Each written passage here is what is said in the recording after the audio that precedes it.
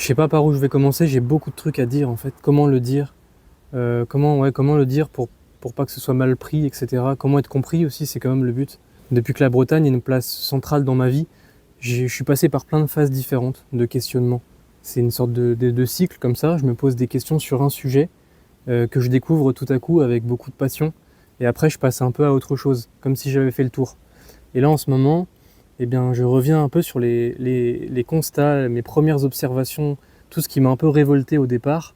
Et forcément, j'ai un peu plus de recul maintenant. Mais sur ces constats, j'en fais encore des nouveaux. Je réalise encore des nouvelles choses. Et c'est avec toujours un peu de passion, forcément. Dans cette vidéo, je voulais traiter le sujet de notre identité en Bretagne maintenant. Moi, je suis né en 2000. Là, j'ai eu 26 ans il n'y a pas longtemps. Donc, en général, sur ma chaîne, dans mon travail, etc., je parle surtout aux gens qui ont mon âge, qui sont un peu plus vieux ou un peu plus jeunes. Donc je parle avec mes références, avec mes manques à moi de jeune breton. Et donc des fois c'est vrai que ça peut être un peu décalé par rapport à votre vécu, à vous qui avez peut-être pour certains 40, 60 ans. Et pour ça, je m'en excuse un petit peu, j'espère que je suis pas blessant dans mes vidéos. Le but c'est quand même de prendre du recul et de me dire, vu que les Bretons de demain, les acteurs de la Bretagne en fait sont des gens qui aujourd'hui ont peut-être mon âge, peut-être qu'ils ont 10 ans, peut-être qu'ils ont 13 ans, à l'heure où je parle, c'est surtout à eux que j'aimerais m'adresser. Et moi, ce que j'observe beaucoup chez les miens, chez mes frères et mes sœurs bretons, c'est que, c'est que l'identité bretonne, quand elle est là, quand elle semble être là, en tout cas le sentiment d'être breton, eh bien, il s'exprime souvent de la même manière. Et j'en ai déjà parlé avec la vidéo sur l'alcool et avec la vidéo sur les bigouden, sur l'humour en général. Et justement, ces derniers temps, je suis tombé sur des réels Instagram, des petites vidéos courtes Instagram. Je pense à 2 vidéos qui traitent de la Bretagne, de l'identité bretonne, d'une certaine manière, d'un certain angle. Voir ces vidéos-là m'a fait ressentir, réaliser des choses, je ne sais pas si elles sont justes ou pas. Ce sont des choses qui sont tristes en réalité, mais peut-être qui peuvent ouvrir vers des choses meilleures, quoi. Peut-être vers une prise de conscience générale du fait que nous, Bretons, venons d'un peuple, d'une culture qui était très très riche, et qu'aujourd'hui, agiter des guenadus dès qu'on peut, ce n'est pas la finalité. Il y a des choses derrière ce guenadu. Ces derniers jours, j'ai beaucoup écrit. J'ai écrit quelques textes à ce sujet que je vous mettrai peut-être dans la description ou que je lirai peut-être quand je serai rentré chez moi.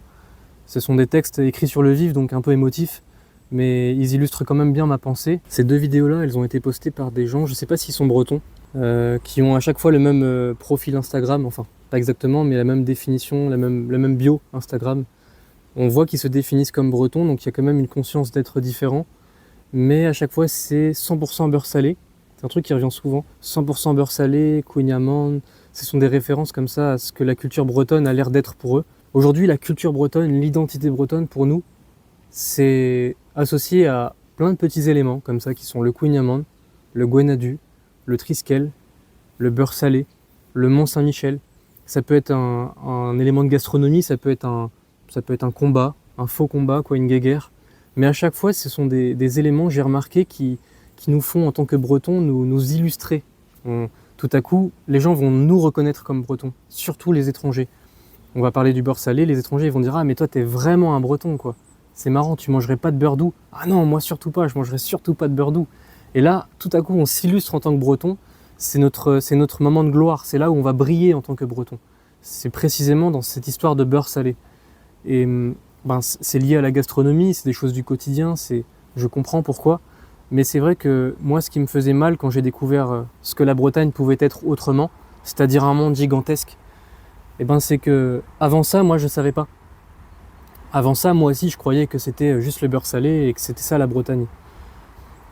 Même si au fond de moi, j'avais vraiment une sensation d'être breton très très forte. J'avais un truc qui criait au fond, mais on m'avait pas expliqué dans quoi le concrétiser, on m'avait pas expliqué qu'est-ce que je pouvais vraiment revendiquer.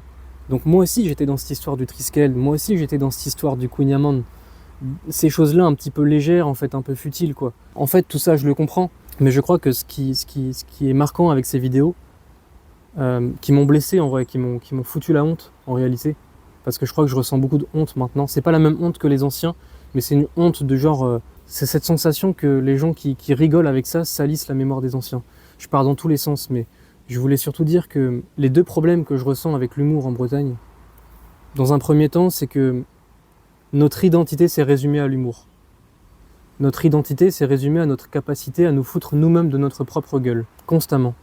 C'est-à-dire avoir de l'autodérision. Parce qu'on aurait de l'autodérision, nous Bretons, on aurait un certain trait d'esprit qui nous ferait enfin être acceptés et reconnus par les étrangers, par les autres. C'est sûrement un truc très vieux que nos anciens avaient déjà, mais là, c'est acté, incarné par des gens qui, au fond, ça se sent, ne connaissent rien à la Bretagne. Des Bretons, des Bretonnes, qui ne connaissent rien à leur pays, en fait. Ils n'ont jamais fait un pas vers leur pays, concrètement. Bien souvent, d'ailleurs, ils s'en sont tenus éloignés parce que dans le fond, on sent évidemment que la vision qu'ils ont de leur pays, la vision qu'ils ont de la culture bretonne, au-delà de ces histoires de Queen Amman, c'est une vision très négative en fait. Ils n'ont pas envie d'être associés à ce monde-là. D'ailleurs, quand ils imitent la danse, par exemple, je pense aux deux rigolos qui sont déguisés qui ont acheté des costumes traditionnels, les mêmes costumes traditionnels que nos arrière-grand-mères, arrière-arrière-grand-mères chérissaient tellement. Et ces deux rigolos sont allés les acheter chez Jiffy, donc c'est même pas des costumes, ça ressemble à rien, c'est une coiffe bigouden, ce sont des collerettes du pays fouenantais, de la mode fouenantaise, mais ils sont même pas au courant en fin de compte de ce qu'ils portent. Et on a l'impression qu'ils s'en foutent. On a l'impression qu'ils s'en foutent parce que l'objectif numéro 1, c'est de singer ce qu'ils croient être la culture bretonne. Donc ils vont faire ça avec leurs petits doigts comme ça. Mais on sent que pour eux c'est quand même ridicule quoi. On sent que c'est quand même drôle et c'est con quoi. Mais justement, leur identité bretonne c'est devenu ça. Parce que c'est tout ce qui leur reste finalement. C'est tout ce qui leur reste, ils savent pas ce qu'il y a d'autre. Et peut-être même qu'ils savent pas qu'il y a autre chose. Leurs parents leur ont jamais dit, parce que l'identité bretonne de leurs parents, avant eux, était déjà brisée en fait. Elle était déjà déconnectée, le câble avait été coupé déjà avant. Alors ça donne des individus qui, comme moi je l'ai été, et comme j'en vois beaucoup, ont des visages de bretons, les mêmes visages qu'on voit sur les cartes postales, etc. Ont des noms de famille dans une autre langue. D'ailleurs, ils ignorent même parfois que leur nom de famille vient d'une autre langue que le français. Ils savent pas trop, ils ne sont jamais posé la question, c'est juste là et ça ne peut pas cacher un monde autre, c'est leur nom de famille, point barre. Ces Bretons-là, j'ai l'impression que c'est comme s'il y avait une porte dans leur esprit qui était fermée à clé, verrouillée depuis leurs parents, peut-être depuis leurs arrière-grands-parents. Et on leur a jamais dit qu'il y avait cette porte, donc ils savent pas où elle est. Donc quand tu leur dis qu'il y a une porte, ça leur évoque rien. Moi, quand je pense à cette porte, je pense à... Le mot est fort, mais à cette civilisation un peu qu'incarnaient nos anciens, une société avec sa manière de penser, avec son rapport au mystique, sa sensibilité, ses proverbes, sa langue, ses poèmes, ses chants, son art, son ornementation, sa manière de décorer les vêtements, sa manière de décorer une cuillère. Je pense à sa manière de danser, d'innover, je pense à un esprit créatif, je pense à un accent, je pense à plein de choses comme ça. Et en fait, c'est même pas que tout ça est méconnu, c'est que tout ça est ignoré tout simplement. On n'est même pas au courant que ça existait. On n'est même pas au courant. Et forcément, moi quand je vois ce type qui allait s'acheter un chapeau à guide à Jiffy, en plastique, ça me fait mal un petit peu. Je comprends pourquoi, je sais à quel point c'est dur de s'en procurer. Parce que les générations avant nous se sont débarrassées de ce truc-là. Mais pour moi, et je sais pas si ça se sent dans ma voix, parce que depuis le début de la vidéo, je voulais pas parler sur ce ton, mais j'arrive pas à faire autrement. Je voulais parler sur un ton léger, un peu drôle, mais je crois que c'est trop dur pour moi. Forcément, ce chapeau, il a une symbolique qui est la mienne, et je suis dans mon délire en fait avec ça. Évidemment, je suis un peu un romantique. Mais au-delà de ça, quand ce gars va s'acheter un chapeau à guide à Jiffy en plastique, qui fait porter à sa mère, ou je sais pas si c'est sa tante, ou je sais pas qui, une sorte de pseudo-costume, aussi en plastique, et qui se filme à faire les pitres, quand il se filme à jouer les Bretons, je me demande quelle vision ils ont de leurs ancêtres. Je me demande quelle vision ils ont de mes ancêtres. Comment ça se fait qu'ils ne sont pas allés plus loin? Je sais que ça crie en vous. Je sais que vous vous sentez breton pour faire ça. Et peut-être que je me trompe, peut-être même que je suis naïf et que vous en avez rien à foutre. C'est juste que dès que vous faites une vidéo sur la Bretagne, dès qu'il y a le mot Queen Amman, vous savez que vous allez faire des vues. Vous savez que vous allez faire des clics à foison. Parce que dans les commentaires, les jeunes comme moi et les plus vieux sont contents. Ils sont heureux, ils se sentent représentés en fait. Et c'est le deuxième point que je voulais aborder. J'ai l'impression que notre identité bretonne, j'ai l'impression qu'on est breton seulement dès lors qu'il y a des spectateurs étrangers pour nous applaudir. C'est seulement là qu'on va être breton. C'est quand on va pouvoir faire les zouaves un petit peu, quoi. Faire les concons. Et les gens adorent ça, et d'ailleurs ils commentent. Les Bretons, je vous adore, vous êtes trop bon délire, vous êtes trop marrants, vous êtes des foufous.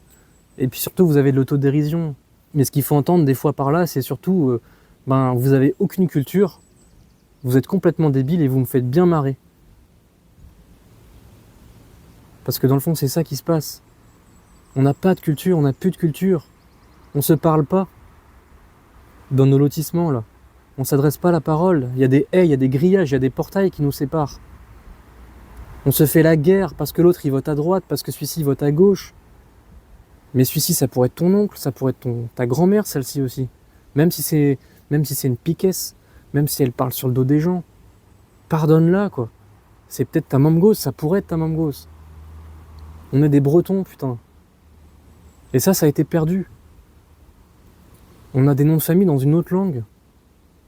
Regardez vos yeux, regardez vos visages, c'est les mêmes que sur les cartes postales, c'est les mêmes que sur les peintures anciennes. Ces vieux paysans là, abordés toujours avec distance, d'un autre âge, c'est vous, c'est toujours nous, c'est nos visages, c'est nos noms, c'est toujours nous, quoi. Ils sont proches là, ils sont là, ils sont peut-être là, quoi. Ils venaient ici, ils venaient chercher cette eau devant cette statue de Saint-Gilda. Il les a vus sur ces pierres là, la même pierre sur laquelle je suis assis. Tous ces ancêtres, ils vivent encore à travers nous. C'est pas des clowns, putain. Pourquoi on s'intéresse pas à eux? Parce qu'on croit qu'ils ont rien d'intéressant à dire, ces anciens. Leurs pratiques, leurs pensées, leur langue, leur sensibilité, leur chant, tout a été archivé. En vrai, tout est sur Internet quasiment. Pourquoi on va pas chercher? Pourquoi ça nous intéresse pas? Parce que c'est pas stylé. C'est vers un siècle comme ça que j'aimerais aller. Un siècle où tout à coup, on réalise qu'il y a des fragments autour de nous, de choses inouïes, de choses super riches, de choses qui pourraient nous aider à avancer, qui pourraient enfin nous faire mieux s'appréhender entre nous. On s'engueulerait moins dans les supermarchés. Ce serait un siècle où le retour à la conscience de peuple reviendrait, quoi. Où enfin on se dirait, avant tout on est breton, on est bretonne, et on a cette histoire en commun. Parce que moi ça m'arrive quand je parle avec des gens, je leur demande d'où viennent leurs ancêtres. Ils ont un temps de réflexion parce que c'est des questions qui ne se sont pas posées, quoi. Quel intérêt? Tout à coup, je leur pose la question, ils me répondent. Souvent, c'est des anciens, ils sont un peu méfiants. Ils me répondent et moi, je leur dis, moi aussi, j'ai un ancien qui vient de là. Et l'utilité de ma question, tout à coup, qui jusque-là pouvait être débile, je la vois, l'utilité. Ça fait du lien. Ça fait du lien, quoi. On vient de la même histoire. Et cet ancien qui a 3 fois mon âge, tout à coup, ça aurait pu être un mec de mon âge aussi, on a un truc en commun. On est breton. Donc certes, on est cornouaillais, ou on est ces choses-là, mais avant tout, on est breton et on sait pourquoi on est breton. On saura expliquer pourquoi. Ça passera par des références différentes, et puis on se croisera au Fest-Noz. Ou si le Fest-Noz, c'est pas notre truc, on se croisera à un autre événement qui concerne la culture bretonne. Notre culture. C'est pour ça que je me dis que cette vidéo, elle peut être importante à faire. Je sais même pas si j'aurais réussi à amener dans l'ordre des choses les différents points, les différentes réalisations que j'ai fait. Je veux pas trop m'attarder sur ce qui m'agace chez ces potrettes là, les mecs des vidéos. Ce serait faire une vidéo d'1 heure où je crache sur un truc, mais quand même, je sais pas comment expliquer à quel point c'est aberrant ces vidéos, quoi. Mais c'est aberrant, quoi. Putain. Et c'est pas l'autodérision, c'est pas l'humour qui me dérange. Il y en a qui le font très bien. Il y a un jeune gars là d'ailleurs dernièrement sur Instagram, je sais pas s'il est sur TikTok aussi, mais qui perce pas mal, qui fait plein de vues, plein de commentaires. Parce que, petit aparté, pour parler d'un truc positif, ce mec, c'est le premier à nous montrer qu'un accent breton existe. Il a capté l'accent des anciens, il l'imite très bien, et il fait des sketchs qui certes tournent autour de l'alcool constamment, parce que je pense que ce gars-là aussi ne connaît pas très bien la culture bretonne, ne s'y intéresse pas plus que ça. Toujours est-il qu'il est breton, et ça s'incarne dans son accent. Ça s'incarne dans des blagues qu'il fait à propos d'une vie qu'il mène vraiment. Ça se sent, quoi. Ce gars, il fait des tier lists des différents bars de Cornouailles, avec l'accent, et même s'il joue un personnage, tu sens qu'il vit vraiment son identité. Il fait des blagues sur les bars, mais il va vraiment au bar. Ça se sent, quoi. Donc, impeccable, rien à dire sur ce mec. Nickel. Alors que les autres pitres, désolé hein, si vous regardez cette vidéo les gars, mais vous êtes des pitres dans ces vidéos. On voit que vous connaissez rien. Vous connaissez rien, vous vivez même pas ce que vous jouez en fait. C'est juste que vous prenez un truc, vous savez que c'est reconnu, vous savez que c'est là dans le grenier. Vous savez rien de l'histoire que ça a, vous en avez rien à foutre. Et vous allez faire joujou avec quoi. Et parce qu'on vous applaudit dans les commentaires, vous allez continuer, putain. Et là, c'était un besoin de faire cette vidéo. Là, ça me fait du bien rien que d'avoir dit tout ça. J'espère que c'est compréhensible ce que je dis. J'avais noté des petites phrases. Par exemple, on joue le rôle qu'on nous a attribué. C'est ça aussi notre identité. Qui a dicté ça? Est-ce que c'est vraiment nous qui sommes partis sur l'idée que notre bretonité c'était les kouignements, les points barres? Est-ce que c'est vraiment nous qui avons brandi les gonadus partout sans en savoir plus? Mais je parle pas sans en savoir plus sur le gonadu. À la limite, peu importe, mais sans en savoir plus sur qui étaient nos ancêtres. Quels sont nos lieux? Quel est le sens de cette fontaine-là? Quel est le sacré, ici? Pourquoi il y a autant de chapelles, ici? Comme je disais dans ma dernière vidéo, la démarche que je prône, c'est la démarche de quelqu'un qui commence à tomber amoureux de quelqu'un. Là, en l'occurrence, la Bretagne. Donc c'est une démarche de quelqu'un qui est dans un état passionné. Et forcément, tout le monde ne va pas être d'un coup comme ça passionné par la Bretagne. Mais cette petite porte dont je parlais, qui est à l'intérieur de nous, je pense que pour qu'elle s'ouvre, il faut une clé. Et cette clé, je ne pense pas que ce soit quelque chose de matériel comme une clé, physiquement, mais je pense que ça peut être une phrase, ça peut être un discours entendu quelque part, ça peut être une chanson entendue quelque part. Et cette clé-là, ça peut être un déclic, justement, pour ouvrir cette porte. Et ce déclic peut être tellement fort que seule une passion plus ou moins forte peut découler de ça. Heureusement, j'ai rencontré des gens qui aujourd'hui font partie de ma vie, qui sont comme moi, qui comprennent ce que je dis, qui ressentent ce que je ressens. Et qui, comme un jeune descendant d'un peuple natif américain, sentirait en lui crier le feu du peuple dont il vient. Et dans un monde qui est un peu déconnecté, avec ces gens que j'ai rencontrés, je ressens ça aussi. C'est pas un plaisir forcément, mais au moins j'ai la chance de vivre dans mon pays, parce qu'il y a des Bretons qui sont comme moi, mais qui sont ailleurs en plus. Et en plus, j'ai la chance de vouloir aller vers l'avant, de vouloir créer de nouvelles choses, de vouloir contribuer à donner à la Bretagne un souffle nouveau. Et surtout, un souffle nouveau pour continuer à ce qu'elle parle au monde, à ce qu'elle parle à ses enfants, mais à ce qu'elle brille aussi. Mais on a tous envie qu'elle brille, la Bretagne. Pourquoi les gonadus sont emmenés partout, dans les stades, en Australie et tout ça? Parce qu'on a envie de la faire briller, on a envie que les gens comprennent ce qu'on ressent. On a envie qu'ils réalisent en fait, qu'ils réalisent le truc.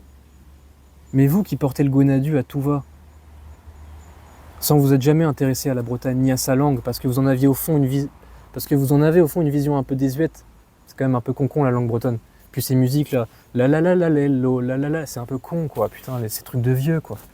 Vous voyez cette image de la Bretagne que j'étais dedans. Au final, on n'a pas envie trop d'aller au-delà quoi, si ce n'est pour faire le concon, avec 4 binous dans la gueule aussi surtout, parce que sans les binous, je me permettrais pas. Quand ta culture, c'est arriver à un certain état d'ébriété pour la vivre, ta culture, c'est que t'as la honte. C'est que t'as honte de ta culture. Et je pense que cet orgueil, ce faux orgueil d'être breton aujourd'hui, qui s'exprime à travers l'alcool, ce n'est ni plus ni moins que l'enfant de la honte qu'avaient nos anciens. On a toujours honte au fond. On a toujours pitié de nous. On a toujours pitié de nos vieux. Ça n'a pas changé quoi. Et moi j'ai réalisé que c'est pas vrai, que nos ancêtres ils étaient stylés, qu'ils savaient plein de trucs, que leur langue elle pouvait exprimer des trucs de fou, qu'elle était magnifique cette langue, en chanson, en poème, qu'elle était belle, qu'elle était classe quoi. Que leurs vêtements ils étaient incroyables, que leurs broderies, que leurs motifs, que leurs éléments décoratifs sur leurs meubles étaient magnifiques. J'ai découvert que nos anciens étaient fascinants, qui savaient des trucs mais qu'on ne saura plus jamais. Parce que c'est le progrès d'avoir oublié. Maintenant, c'était pas le progrès d'avoir oublié. Parce qu'aujourd'hui, moi j'ai mal. Et tous les jeunes là que je vois, ils ont mal. Et être breton aujourd'hui, c'est pas humilier nos anciens. C'est pas réduire la Bretagne à à des conneries tout le temps, quoi. Même si c'est pas grave de le faire, je le fais aussi, ça me fait marrer ces histoires. Faut pas être puriste non plus, quoi. Mais c'est en boucle, c'est en boucle, c'est en boucle, c'est en boucle. Et au final, tu peux te permettre de faire une blague sur le fait que tu ne manges que du beurre salé et que si tu mangeais du beurre d'eau, tu mourrais. C'est marrant, hein.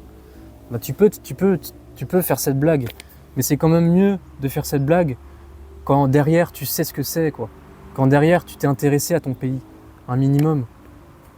Et quand derrière, t'as envie de le servir, ce pays. Ça peut être dans plein de choses. Il faudra que je fasse une vidéo sur tous les gens qui servent la Bretagne aujourd'hui. Et qui, selon moi, la servent bien. Il y en a plein, en vrai. Il y en a plein, en vrai. Et c'est vrai que je donne à travers mes vidéos... on peut avoir l'impression du mec qui n'est pas au courant de ce qui se fait de bien et qui est là dans son coin à rager. Juste rager. Mais je vois ce qui se fait de bien. C'est juste que... c'est le début, quoi. On est encore au début et on est encore pas tout à fait au point sur comment toucher les jeunes, précisément. Et quand je vois que ce sont surtout des jeunes qui commentent sous ces publications de Mariol, forcément, ça me fait me dire putain, qu'est-ce que je peux faire pour... qu'est-ce qu'on peut faire pour aider, quoi. Il y a un truc qui va pas, il y a un truc malsain. Il y a un truc qui cloche, quoi. Ça cloche. Donc je suis pas content qu'il y ait autant de j'aime sur ces publications. Je me dis pas, putain, le sentiment d'être breton, il est toujours là. Excellent. Ce pays, c'est cette matière riche qui contribue à faire que le monde est magnifique. Je me dis pas que c'est un bon avenir. Je me dis que c'est un leurre, en fait. Je me dis que c'est la fin. Moi, je suis un mec rationnel, hein. Je l'ai déjà dit dans une vidéo, mais je suis une sorte de bâtard, quoi. Je suis un mec rationnel. Moi aussi, il fallait tout prouver avant d'y croire. Je suis pas très sacré à la base. Mais j'ai quand même développé, à partir de mes 15-16 ans, un lien, une attirance vers, pas forcément la religion, les dogmes. Attention, surtout pas la religion. On est traumatisés, nous aussi, en Bretagne, par la religion. Donc on essaie de se tenir loin de tout ça. Mais en fait, au-delà de la religion, c'est une sorte de sensibilité au sacré qu'on avait, et qu'on a toujours, je pense. C'est cette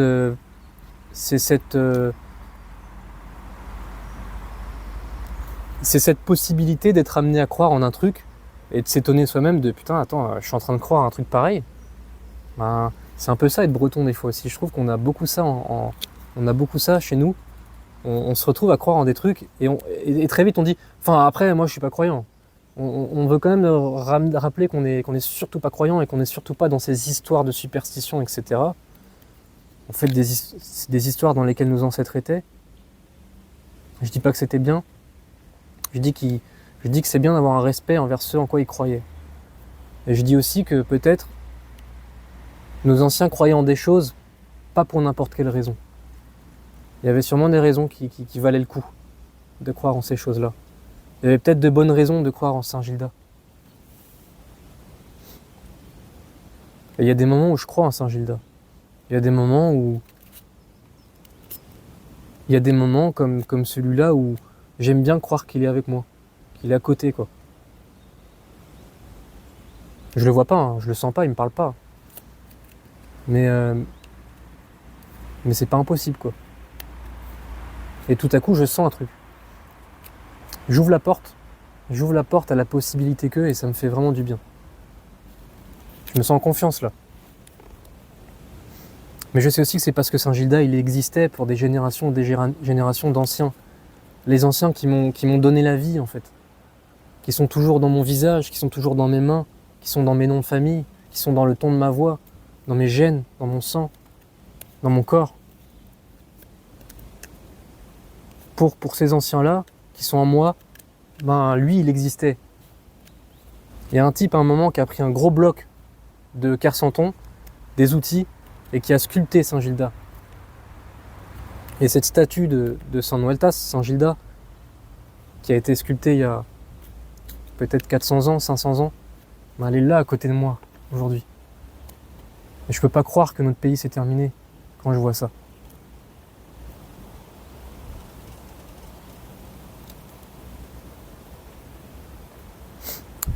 Je suis parti dans tous les sens. Mais je vais finir en vous lisant le texte que j'ai écrit. Et je ferai pas de conclusion autre parce que je sais même plus où j'en suis. Je sais même plus ce que j'ai raconté. Mais je vais juste lire le texte. Ça va peut-être faire revenir en arrière, mais au moins je vais essayer de le lire. Les moments dans lesquels nous sommes le plus reconnus comme bretons, et ceux dans lesquels on se sent nous-mêmes bretons, ce sont dans les moments d'humour. Les gens nous trouvent foufous avec nos beurres salés et nos traits d'autodérision. Et comme on aime bien être reconnu, on aime pousser le délire un peu toujours plus. On a fini par penser que la Bretagne c'était ça, un kouign-amann, une mode de beurre salé, et la vallée de Dana. On n'est pas au courant du reste. À la fin, vous et moi, descendants d'un monde culturellement richissime, sommes devenus des clowns. On essaye de clamer le fait qu'on a une culture. On invoque des bretonneries superficielles liées à la bouffe, et tout ça masque qu'en réalité nous sommes coupés du lien qu'entretenaient les générations d'anciens entre eux. Tout ce qu'il nous reste est de nous foutre de notre propre gueule en permanence, et de kiffer ça. On s'imagine que ce serait bien vu, comme un trait d'esprit remarquable. Singer les mambougos dans des costumes en plastique achetés à Jiffy censés représenter les vêtements et les coiffes qu'aimaient et respectaient avec dignité nos arrière-arrière-grand-mères. Je vois mes frères et mes sœurs porter des noms de famille d'une autre langue sans le savoir, ne pas être au courant. On fait avec ce qu'on a, ou plutôt avec ce qu'on connaît. Il y a moyen de faire de l'humour sur la Bretagne, mais c'est toujours le même depuis des décennies. Et ça dit beaucoup de choses. Tipiac, pirate, la bigouden concon, toujours mise dans des situations ridicules, à répétition. Ce serait quoi notre identité sans ces pitreries ? On sait pas. On part voyager loin à la recherche de points de vue autres, d'exotisme, de façon de penser, de culture enracinée, parce qu'ici il n'y a plus ça apparemment. Pas d'histoire commune à raconter parce que personne nous a dit qu'on en avait une. On n'a plus notre langue, on n'a plus notre spiritualité, plus notre sacré, plus notre esprit créatif. Et pourtant c'est juste qu'on n'est pas au courant. Au fond, ce qui reste, c'est ce sentiment surpuissant, celui d'être breton. Celui-là qu'on a tous en nous et qu'on a besoin d'exprimer constamment. On veut que le monde nous voie, on veut que notre pays rayonne et quand la seule chose que l'on a c'est un drapeau, eh bien on clamera notre identité avec un drapeau. Sauf que derrière le Gwenadu, et les étrangers le sentent très bien, le vide est total. C'est comme si on était fiers de rien. Il y a des Français qu'on énerve et qui nous voient comme des fraudes quand ils se rendent compte que derrière le Gwenadu, il n'y a pas grand-chose. Et il y a les autres qui nous adorent parce qu'on est trop délire. Et surtout parce qu'on les amuse avec nos bretonneries. Si plus personne nous regarde faire joujou, est-ce qu'on aura toujours une culture ou bien une vision de celle-ci stéréotypée ? La coiffe bigouden est-elle la coiffe bretonne ou bien l'une parmi des dizaines et des dizaines d'autres ? L'andro, la danse avec le petit doigt, est-elle la danse bretonne ou bien une parmi des centaines d'autres encore plus mythiques ? Est-ce que vous êtes au courant de votre propre pays ou bien est-ce que vous vous en foutez totalement ? Et pour se définir breton, quand c'est tout ce qu'il te reste, il y a l'alcool, la bringue, l'ivresse. Heureux d'être des clowns tant que les spectateurs nous applaudissent. Les jeunes bretons, les jeunes bretonnes, on vous croise dans la rue. On a déjà vu vos traits, vos visages dans les cartes postales anciennes, sur des photos de mariage des années 1910, portant la coiffe ou le fier chapeau à ruban. On vous voit passer comme on voit passer des frères et des sœurs, ou des ancêtres réincarnés. Vous n'êtes pas au courant du monde infini dont vous provenez. Il y a une porte dans votre mémoire qui est fermée à clé. Il y a toutes les merveilles de vos ancêtres dedans, de l'art, des motifs décoratifs à porter sur vos fringues, des proverbes, des manières de penser, des croyances élévatrices, des connaissances en botanique, en artisanat, des danses puissantes, des possibilités musicales infinies à incorporer dans la pop ou dans le rap. Il y a une langue qui pourrait nous faire inventer un argot, une langue stylée qui attend d'être appropriée par vous. Tinzor, Yuzo et Bars. On se sent moins vide quand on a une culture, une communauté. Il y a un vide en nous qui se comble. Mais pour ça, il faut trouver la porte fermée qu'il y a dans la tête et l'ouvrir avec passion, comme avant de tomber amoureux de quelqu'un, comme après un voyage dans un pays lointain dont la culture vous a touché. Sauf que là, c'est un voyage chez vous, dans votre propre pays, sur la terre de vos propres ancêtres. Un voyage en vous. Et ce voyage-là, j'espère que j'ai encore plein d'années devant moi pour partager le mien, en tout cas, et donner envie de faire le vôtre, en passant par d'autres chemins. En tout cas, réaliser les merveilles, vous montrer la richesse qu'il y a derrière cette porte. C'est ce que j'essaie de faire avec cette chaîne et c'est ce que j'essaie de faire avec mon travail artistique. Mais voilà pour le texte. J'espère que cette vidéo aura pas été trop lourde encore. Il y en a beaucoup comme ça. Qu'elle aura amené des réflexions à des gens qui n'avaient pas fait cette réflexion avant. Si c'est pour parler à des gens qui sont déjà convaincus, c'est moins marrant. Mais voilà, merci de m'écouter en tout cas, ça me fait beaucoup de bien moi de parler, de voir qu'il y a des gens qui commentent ou qui regardent tout simplement. Merci en tout cas de m'écouter et sachez que je suis quand même extrêmement positif sur le futur. très positif. Je donne peut-être l'impression d'être abattu, mais par moments il y a un côté. Mais dans le fond, non. Dans le fond, j'ai vraiment foi en nous et au fait que le monde qui apparaît aujourd'hui, un monde assez triste, a besoin de gens qui demain seront beaucoup plus chaleureux, beaucoup plus connectés entre eux. Et je pense que ça peut passer par ce qu'on a en commun, vous et moi qui regardions cette vidéo, le fait d'être breton, ou l'amour de la Bretagne pour d'autres. En tout cas, ce pays magnifique, cette identité incroyable qui justement a besoin d'être nourrie de choses nouvelles.